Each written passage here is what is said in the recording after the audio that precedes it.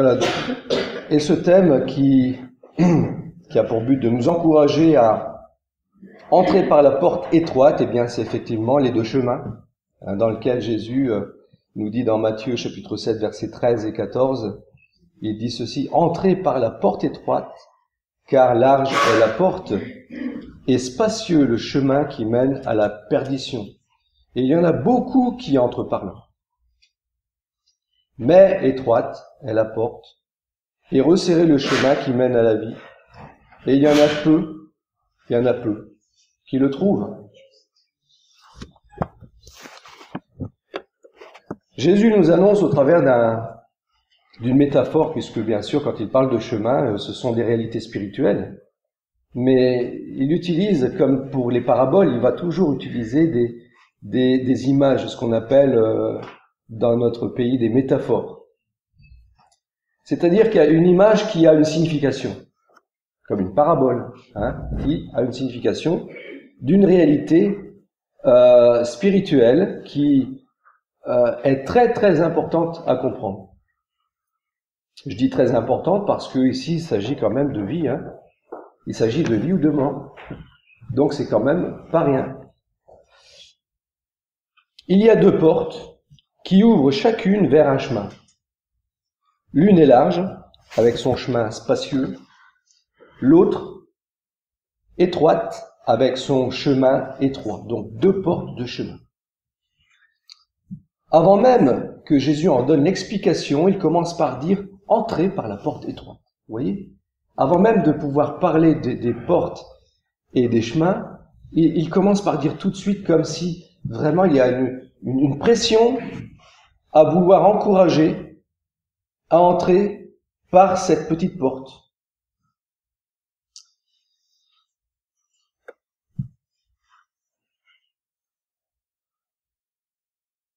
Si Jésus manifeste par ces mots son immense désir de sauver les brebis perdues, eh bien, on voit que finalement, c'est le but de sa première venue, parce que Jésus, il est venu sur terre. D'ailleurs, il le dit à la fin de cette histoire de Zachée que vous connaissez tous. Vraiment le dernier verset, au verset 10, eh bien, Jésus dit « Car le Fils de l'homme est venu sauver ce qui était perdu. » Il est venu pour des pécheurs, donc des personnes qui étaient perdues.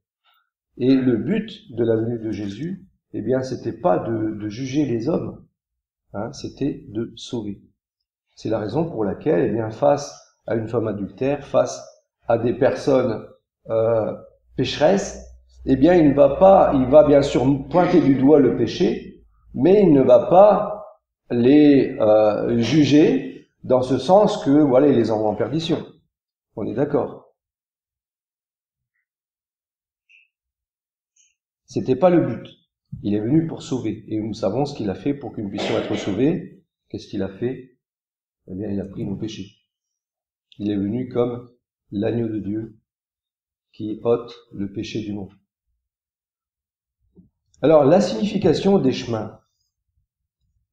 Ici, Jésus n'explique pas le sens des portes et des chemins, mais il montre leur finalité, l'issue de ces chemins. Il dit que la large porte et son chemin spacieux conduisent à la perdition de tous ceux et toutes celles qui l'auront préféré à la porte étroite. Quand Jésus parle de perdition, en fait, ça veut dire perdu par rapport à la vie. Et nous, quand on parle de la vie, eh bien, c'est la vie sur terre. Les hommes parlent comme ça, Donc, il faut en profiter. Moi, j'entends au travail, les gens ils disent « Ouais, bon, j'aimerais bien partir en pension, comme ça j'en profiterai. » Donc, ils essayent de mettre un maximum d'argent de côté.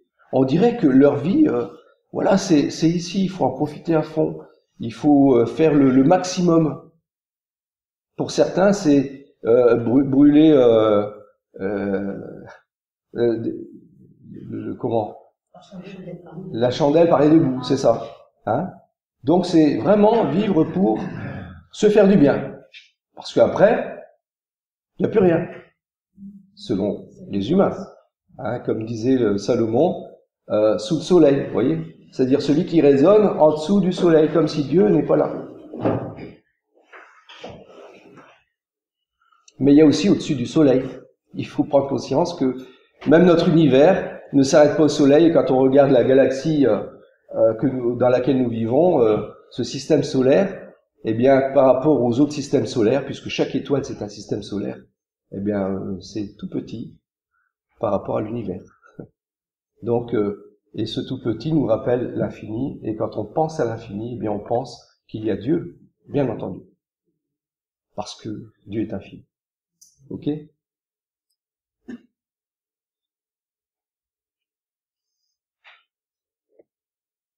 Notons aussi que la perdition est déjà actuelle, et je suis content que, justement, quand je relisais ce passage dans ma révision, je pensais exactement à un verset qui était celui qui est resté tout à l'heure pendant la Sainte Seine.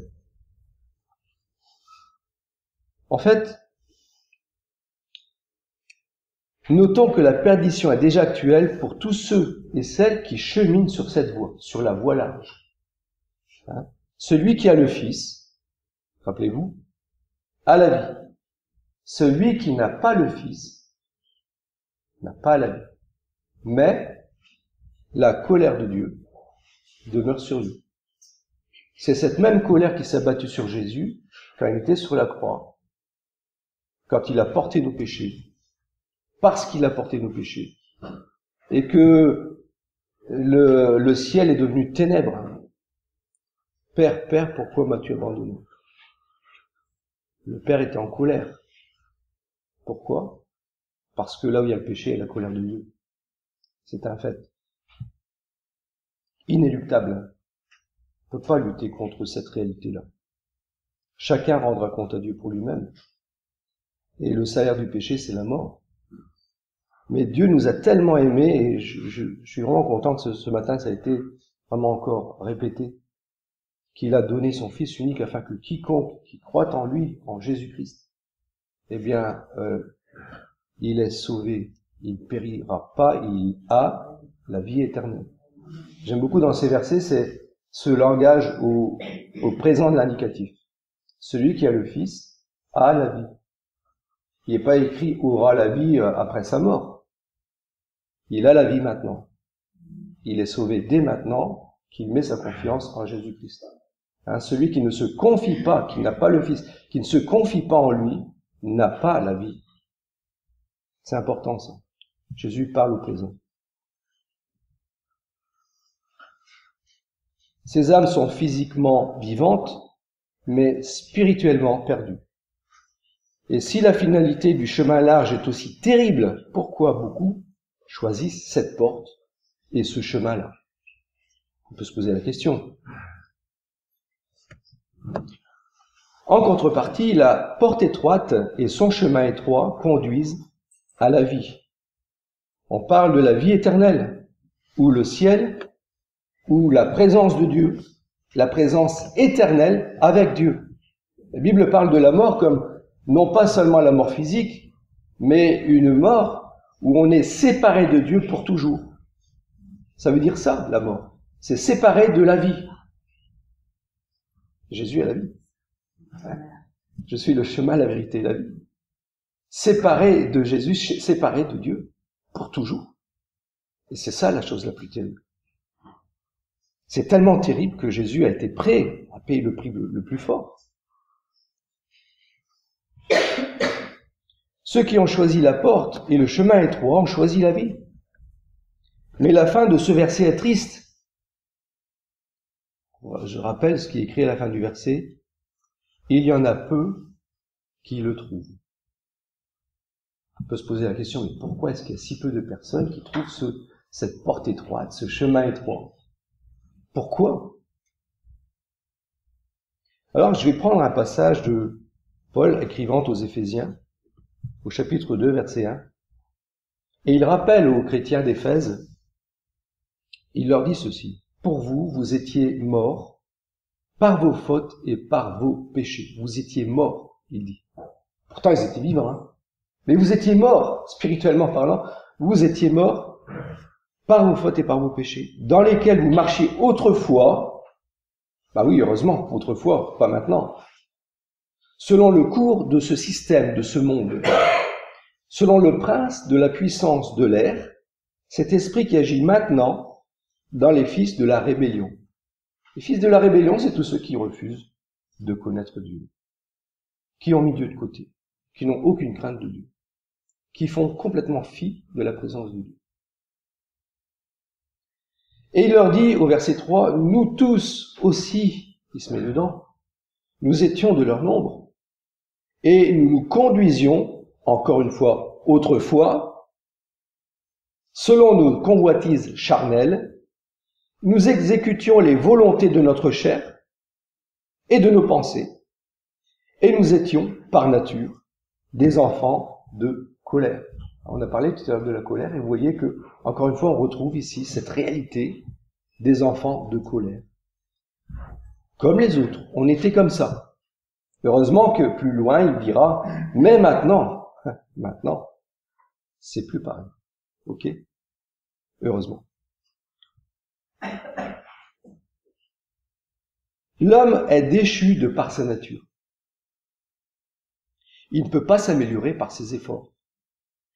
Par ses propres efforts, il aura beau essayer de s'améliorer, c'est comme si vous essayez de vous soulever, essayez de vous soulever d'1 centimètre, vous n'arriverez jamais. Ok? C'est la même chose. C'est impossible.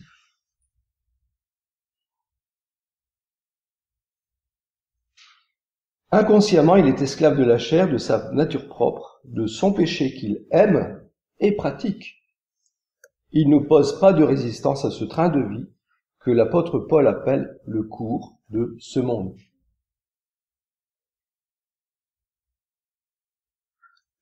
C'est quoi le monde? Quand la Bible parle du monde, on ne parle pas bien sûr du monde du globe, n'est-ce pas? On parle des gens qui vivent tout simplement dans les ténèbres, qui ont accepté, qui aiment ce train de vie dans les ténèbres. Et le raisonnement de ce train de vie, c'est ça. Dieu n'est pas là. Donc, je décide, je fais ce que je veux. C'est ça. La nature charnelle, je fais ce qui me plaît. Et au final, eh bien, c'est un état de rébellion contre celui qui nous a créés et qui veut que nous soyons en communion, en relation avec lui, qui est la vie, pour qu'il nous donne la vie, dès maintenant et pour toujours.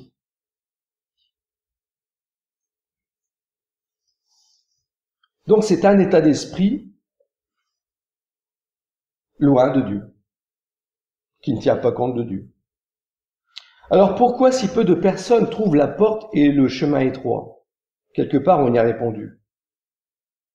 Parce qu'ils ne le cherchent pas vraiment. Jésus a dit, qui cherche, trouve. Voilà. Qui cherche, trouve. Moi, j'aime bien ces témoignages quand j'entends des musulmans qui sont même au fond d'une prison et qui cherchent Dieu de tout leur cœur, même des terroristes qui se convertissent au Seigneur. Ils appellent Allah pendant des jours et des jours et des jours et ils n'ont pas de réponse. Et puis, quand ils se disent je vais demander, je vais appeler Jésus, et puis ils ont une réponse. C'est là qu'ils se disent, mais comment ça se fait? Comment ça se fait? Pourtant, je suis musulman, j'appelle Allah, il se passe rien. J'appelle Jésus, il se passe quelque chose. Hein? Donc, il y a beaucoup de conversions dans les pays islamiques aujourd'hui. Et bien sûr, ça leur coûte quelque chose. Ça leur coûte le prix de leur vie. Donc, il y a de gros risques. Aussi dans des pays athées comme la Corée du Nord, qui est toujours le premier pays où les chrétiens sont le plus persécutés au monde. Mais on voit que dans ces pays, en tout cas, il y a encore beaucoup de conversions. On pourrait être même surpris de cette réalité. Celui qui cherche, trouve. Celui qui cherche la vérité va la trouver. Quand le cœur est endurci, il devient insensible à la voix de Dieu. Et remarquez un petit peu ce qui s'est passé avec le pharaon en Égypte. Hein? À chaque fois qu'il refusait de laisser partir Israël, rappelez-vous, qu'est-ce qui est écrit dans le verset, à la fin du verset? Je vous laisse travailler.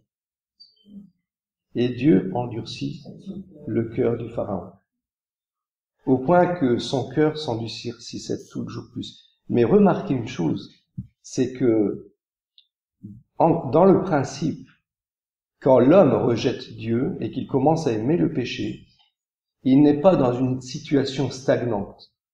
C'est pareil pour le chrétien quand il ne veut pas commencer à combattre dans la vie spirituelle, qu'il ne veut pas croître, eh bien automatiquement il va décroître. Et l'homme charnel, c'est la même chose dans le sens inverse. C'est-à-dire que plus il va aimer le péché, et plus il va empirer. Et plus il va s'endurcir par rapport à Dieu. Vous remarquez ce genre de choses, hein? C'est intéressant de lire même Romains chapitre 1, vous allez voir que et Dieu les a laissés dans leur passion infâme, ils sont devenus de plus en plus pires, jusqu'à se mettre les uns sur les autres. En fait, l'homosexualité, tout ça, tout ce qu'on voit, ce sont des conséquences de ce rejet de Dieu, de cette acceptation des pires débauches. Et donc, l'homme, au lieu de rester dans une position, il va devenir de plus en plus pire. Et c'est ce qu'on voit en tout cas dans la parole de Dieu.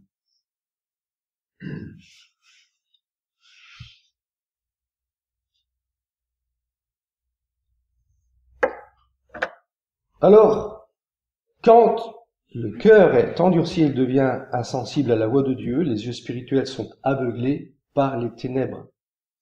Et ça coule de source. Donc, le fait qu'il y en a peu qui le trouvent. Paul, quand il écrit à Timothée, il dit ceci. À Timothée, chapitre 2 Timothée, chapitre 3, verset 1 jusqu'à 4, il dit « Sache que dans les derniers jours surgiront des temps difficiles. Car les hommes seront égoïstes, amis de l'argent, sont prêts à tout pour gagner de l'argent. Fanfarons, orgueilleux, blasphémateurs, rebelles à leurs parents, ingrats, sacrilèges, insensibles, implacables, calomniateurs, sans frein, cruels, ennemis des gens de bien, traîtres, impulsifs, enflés d'orgueil. Et il termine en disant « aimant leur plaisir plus que Dieu ». Aimant leur plaisir plus que Dieu. Et c'est là la gravité encore qu'on peut remarquer d'une manière puissante aujourd'hui, c'est que l'homme préfère vivre dans son plaisir. Paul dit qu'ils ont aimé leur plaisir plus que Dieu. Ce plaisir se trouve dans le fait de donner libre cours à leur péché, à leur passion. Ce qui peut être troublant dans ce passage, c'est qu'ils garderont la forme extérieure de la piété, mais ils en renieront la puissance. Quand je lis ce passage, ça me fait penser à quoi? Que ce sont des religieux, en fait. Vous avez compris? Ce sont vraiment des religieux.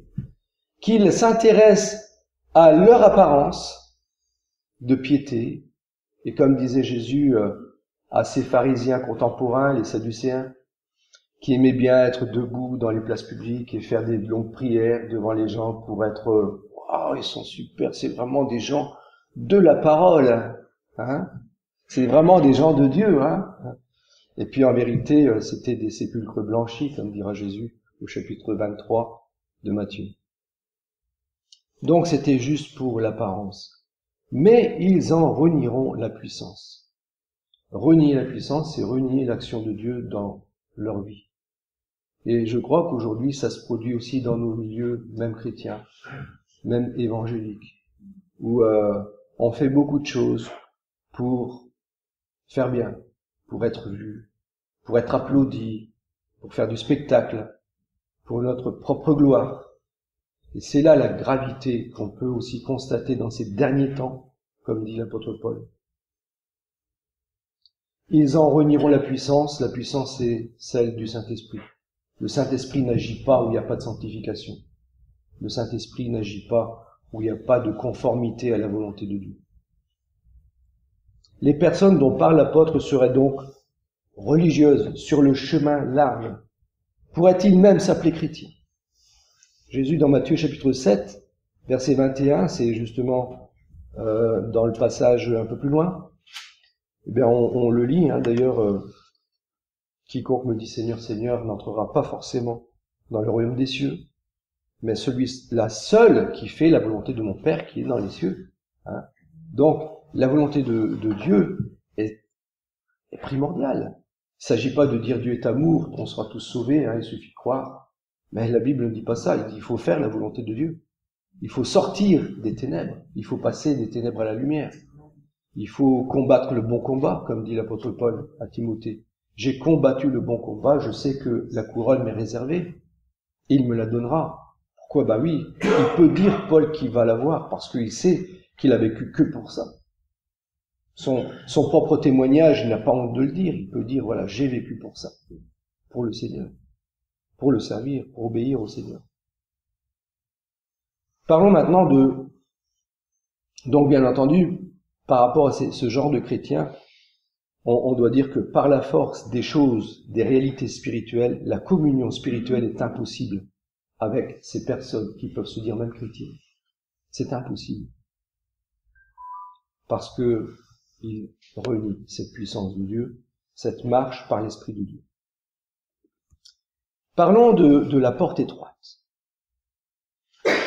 Parlons de ceux qui trouvent la porte étroite.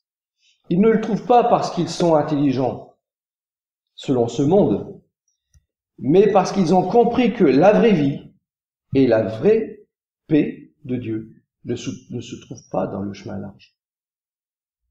Ils savent que ce n'est pas dans le chemin large qu'ils vont trouver cette vraie vie, ni cette vraie paix.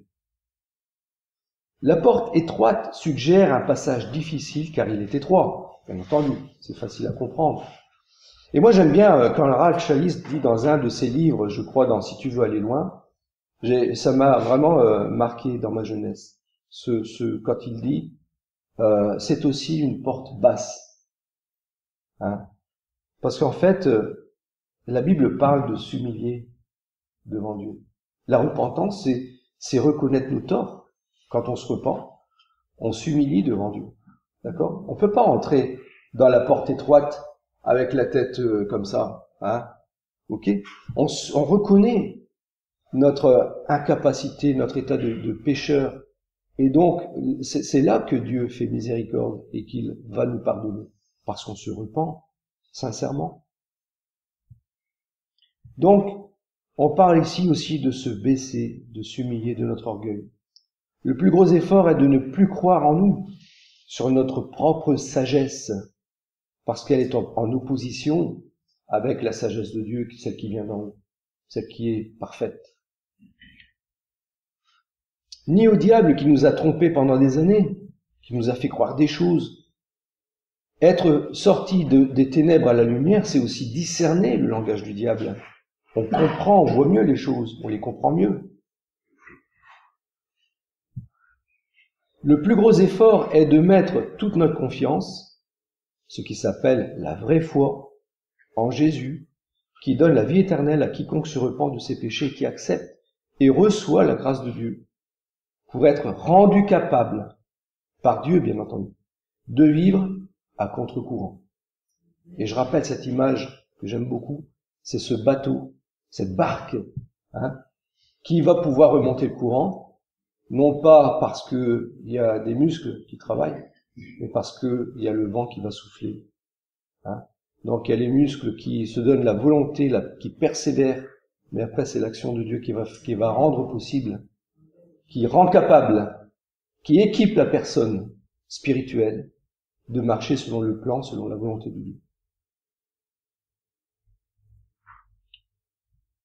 Donc le contre-courant, c'est un impératif, mais c'est aussi l'action, la réponse de Dieu. Le sentier étroit suggère une marche qui réclame attention, lumière et effort soutenu. Étroit, ça veut dire difficile.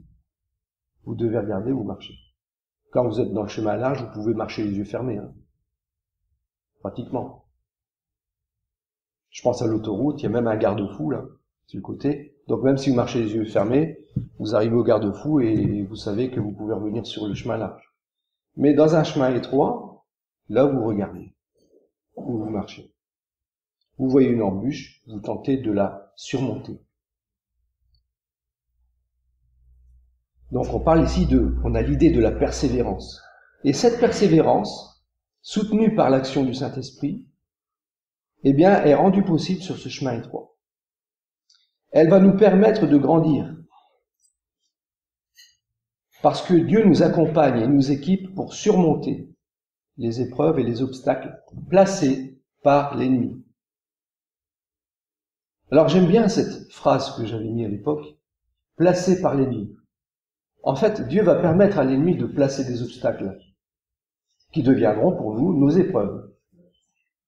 Mais c'est grâce à ça qu'on va grandir spirituellement. Vous voyez? Alors il y a des choses, quelquefois, quand ça arrive, on apprend une mauvaise nouvelle, on comprend pas pourquoi ils ont fait ça, ils ont choisi ça, pourquoi il m'arrive ça. On comprend pas sur le moment, puis quelquefois, 1 jour, 2 jours, 3 jours, 1 mois, 2 ans, 4 ans, 10 ans, après, on dit maintenant je comprends. Vous comprenez ce que je veux dire? C'est jamais tout de suite. Pourquoi? Ben, c'est simple. L'enfant, quand il est bébé, il ne comprend pas tout. Quand il mûrit, il commence à abandonner le lait, il commence à manger de la nourriture solide, et puis à un moment donné, c'est des steaks. Et puis là, il commence à voir les choses, à les comprendre, à les affronter.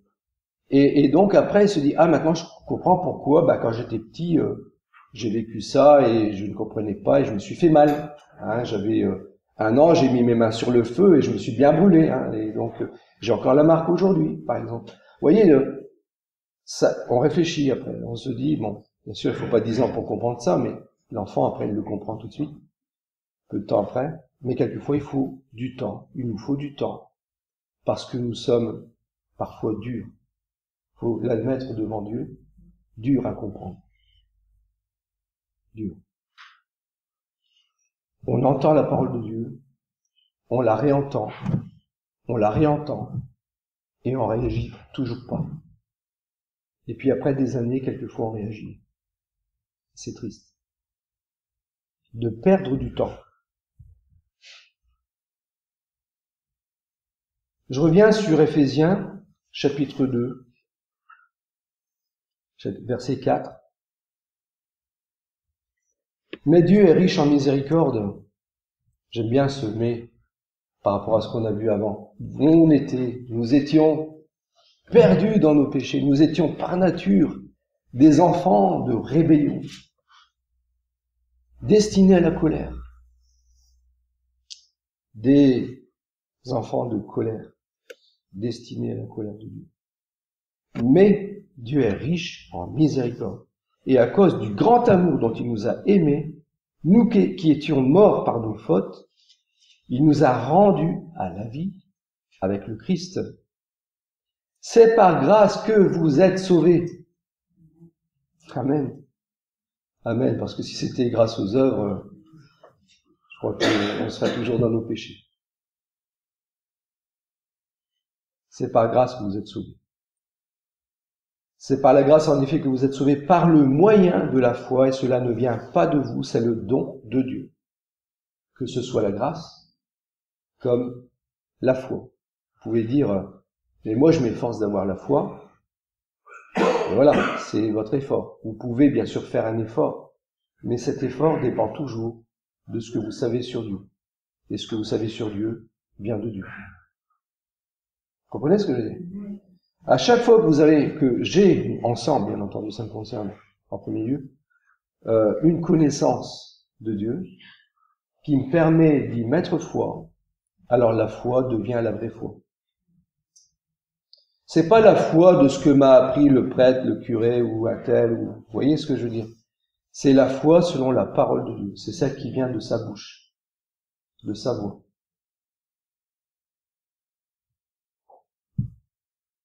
Et c'est par ce moyen que nous sommes sauvés.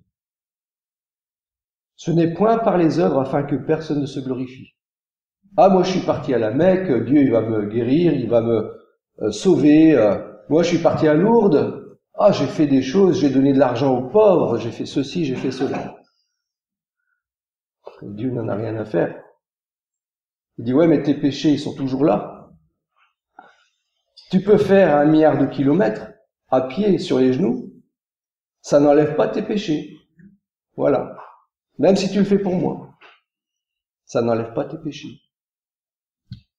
Et le seul moyen, eh bien, c'est Jésus-Christ qui a payé le prix. Voilà. Ce n'est point par les œuvres afin que personne ne se glorifie. Car nous sommes son ouvrage, nous avons été créés en Jésus-Christ pour les œuvres bonnes que Dieu a préparées d'avance afin que nous les pratiquions. C'est l'étude qu'on fait actuellement le jeudi. Et nous voyons à quel point, oui, il fallait que nous soyons sauvés, il fallait que nous soyons régénérés par le Saint-Esprit pour nous rendre capables de faire ce que Dieu a prévu pour chacune de nos vies. Vous voyez ? Dieu a prévu pour chacun de nous un plan. Il a donné des dons spirituels, il a donné des capacités, mais il a donné une direction qui est la même pour tous. C'est ce chemin étroit qui va vers le ciel. Ok ? Et sur ce chemin, eh bien, on a tous, voilà, nos épreuves, nos ministères, notre mode de croissance, plus ou moins court, plus ou moins long. Et donc, c'est dans l'approche, dans la présence de Dieu que nous pouvons véritablement faire lumière à toutes ces choses, comprendre ces choses, mettre foi à la parole de Dieu et avancer plus rapidement dans ce chemin. Marcher sur le chemin étroit, c'est un miracle qui ne vient que de Dieu. Humainement parlant, de chemin étroit, c'est impossible. Vous comprenez pourquoi bien des chrétiens abandonnent aussi. Donc ça veut dire finalement qu'ils n'ont pas vraiment compris, ils ont vu toutes les difficultés, ils se sont dit ouais, c'est pas pour moi. Et je comprends aussi que Paul, à un moment donné, dans les épîtres, il dit tous m'ont abandonné pour le siècle présent. Ça veut dire quoi? Pour le monde. Donc des soi-disant chrétiens qui devaient l'accompagner, et il dit tous m'ont abandonné. C'est incroyable.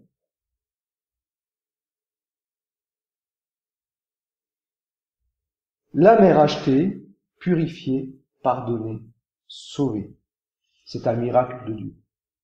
Son salut vient de Dieu. Son fruit vient de son attachement au Seigneur.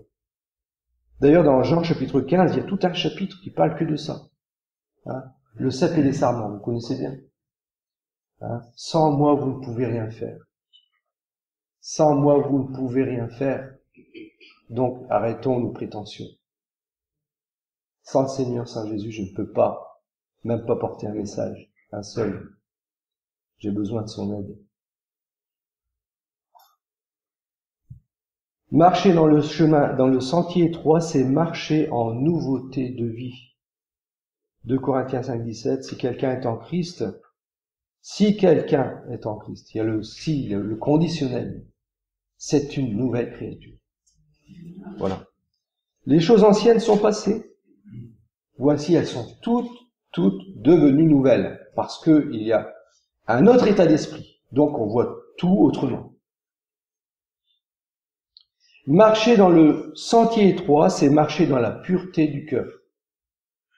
J'aime bien ce psaume 119. Comment le jeune homme rendra-t-il pur son sentier? Il répond lui-même, en observant ta parole.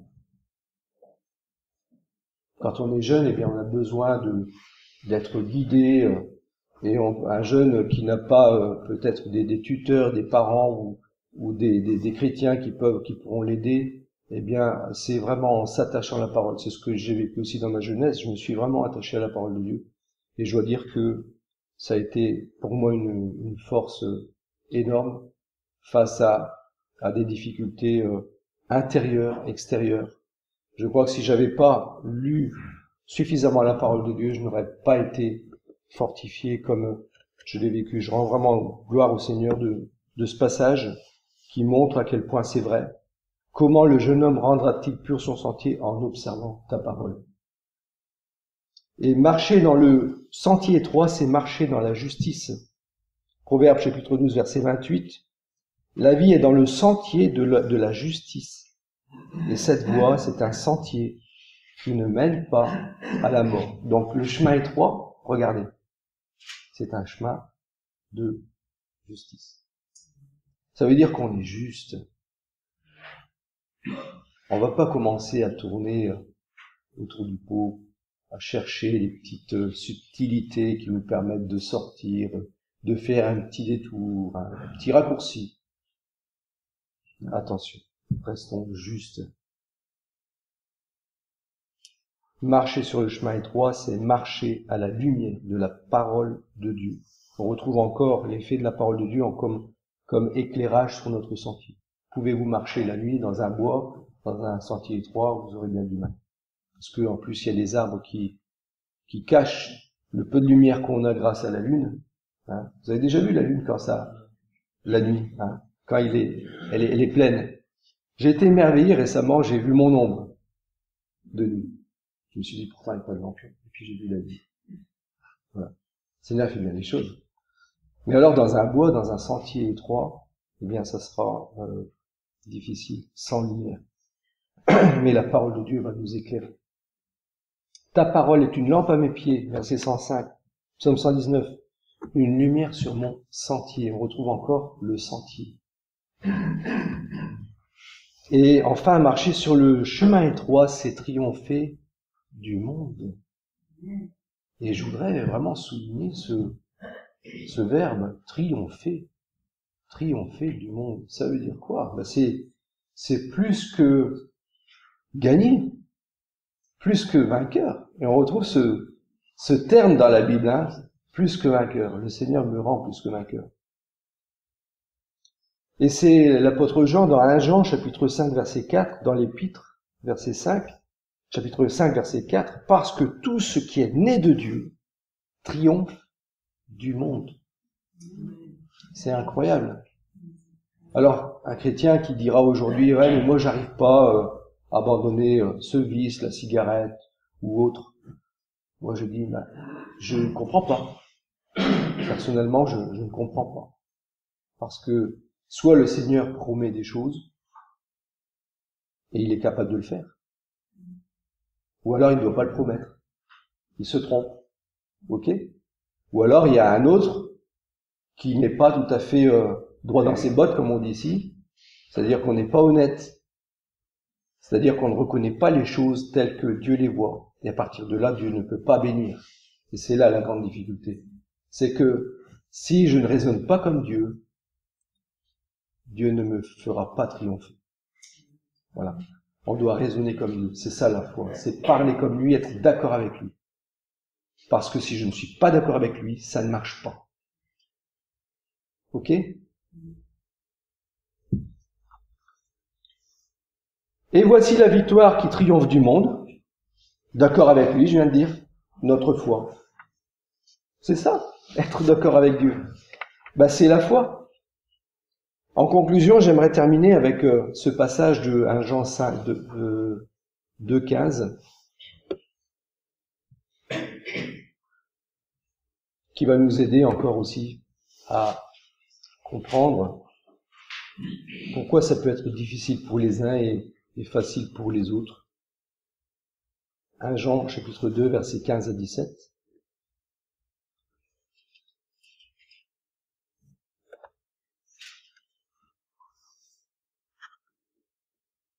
Voilà. N'aimez pas le monde, ni ce qui est dans le monde. Si quelqu'un aime le monde, l'amour du Père n'est pas en lui. Car tout ce qui est dans le monde, la convoitise de la chair, la convoitise des yeux et l'orgueil de la vie ne vient pas du Père, mais vient du monde. Et le monde passe, et sa convoitise aussi, mais celui qui fait la volonté de Dieu demeure éternellement. Donc on retrouve ici la volonté de Dieu, celui qui fait la volonté de Dieu. Le problème, si quelqu'un aime le monde, on ne peut pas aimer le monde et aimer Dieu. Hein? Jésus l'a dit aussi, hein, avec Mammon, on ne peut pas aimer Mammon et aimer Dieu. Hein? Donc il y a un antagonisme. Soit on haïra l'un, on aimera plus l'autre, soit on haïra l'autre et on aimera l'un. Donc c'est l'un ou l'autre. L'amour, si quelqu'un aime le monde, l'amour du Père n'est pas en lui. C'est-à-dire qu'on n'aime pas, on n'aimera pas le Père. Car tout ce qui est dans le monde, la convoitise de la chair, la convoitise des yeux, l'orgueil de la vie, ne vient pas du Père, mais vient du monde. Ces choses passent, et donc celui qui fait la volonté de Dieu, donc comme je disais, demeure éternellement. On est exhorté dans ce passage à ne pas aimer les mondes ou les choses qui sont dans le monde. Pour la simple raison que l'amour, dès lors qu'on va mettre passion sur ces choses éphémères, eh bien, on va mettre Dieu de côté. Et on peut le remarquer aujourd'hui dans l'Église, en général. C'est que quand des chrétiens commencent à mettre des passions, à s'intéresser à des choses plus qu'à Dieu, eh bien, forcément, comme le temps, c'est 24 heures par jour, vous ne pouvez pas en faire une élastique, hein.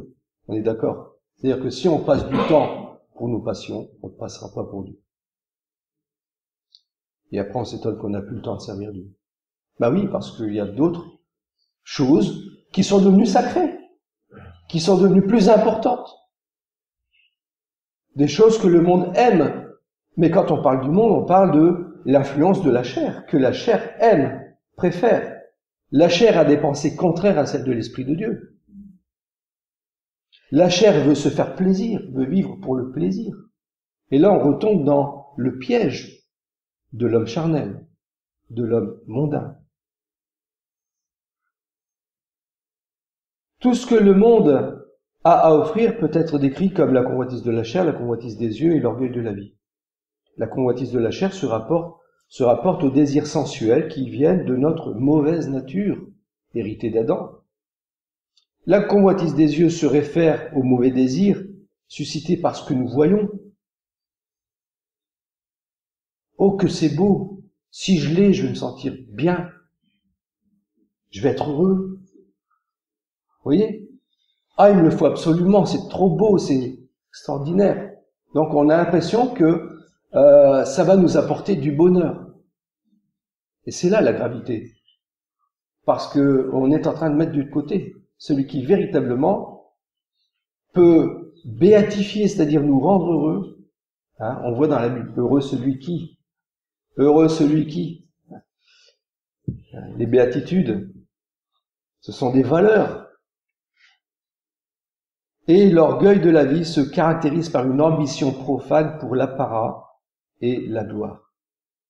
Si j'ai ça, je vais devenir quelqu'un. Super. On va se mettre à genoux devant moi. Hein, regardez les stars aujourd'hui qui sont prêts à n'importe quoi pour acquérir de la notoriété, de l'appréciation. C'est incroyable jusqu'où ils peuvent aller. Ces trois aspects de la mondanité apparaissent très clairement dans le péché d'Ève. Rappelez-vous, Genèse 3, chapitre 3, versets 1 à 6. L'arbre était bon à manger. Dans son apparence, il avait l'air bon, c'était attirant. Il avait l'air bon à manger. Il s'agit de la convoitise de la chair. L'arbre était agréable à la vue. Il s'agit de la convoitise des yeux. Ça incite. C'est pour ça qu'on crée des publicités à la télévision, hein, parce qu'on vous montre des belles images de manière à ce que ça puisse dire « Ah, je vais l'acheter !» Ah, là, vous avez mordu à l'hameçon. Vous voyez, c'est spirituel. Hein. Et puis, c'était un arbre qui devait rendre sage. Bah oui, l'arbre de la connaissance du bien et du mal. Je vais connaître le bien et le mal. Mais ce que l'homme n'a pas compris, c'est que en désobéissant du bien où ils étaient, dans la relation avec Dieu, ils sont tombés dans le mal. Donc, ils jugent le bien et le mal en étant dans le mal. Ça fait qu'ils sont tellement tombés bas qu'en vérité, ils ne sont plus capables de discerner. À cause de cet état devenu charnel. Parce qu'ils sont tombés. Ils sont morts à cause du péché. Dieu a dit, le jour où vous en mangerez, vous mourrez. Et donc, ils sont morts spirituellement, c'est-à-dire qu'ils se sont détachés de Dieu. Et puis physiquement, ça suit. Donc, dernier verset, 1 Jean 5, 3. Car l'amour de Dieu consiste à garder ses commandements. Parce que j'aime Dieu, je vais garder ses commandements. Et j'aime beaucoup la fin de ce verset, 1 Jean 5,3, et ses commandements ne sont pas pénibles. C'est important de confesser, je crois Seigneur que tes commandements ne sont pas pénibles. Et je crois que c'est parce que tu vas m'aider, tout simplement, à pouvoir obéir à ta voix, à suivre tes commandements, à faire ce que je ne sais pas faire, parce que c'est impossible que je sache le faire. Mais avec toi, tout est possible. Puisque tu me le dis, je vais le faire. Voilà, c'est ça, le langage de la foi, de l'obéissance. Donc, bien que ce chemin soit étroit, nous sommes consolés par la parole de Dieu qui nous dit que ses commandements ne sont pas pénibles pour celui qui vit dans la foi et que ce chemin étroit mène à la vraie vie, à celle qui dure pour l'éternité. Amen.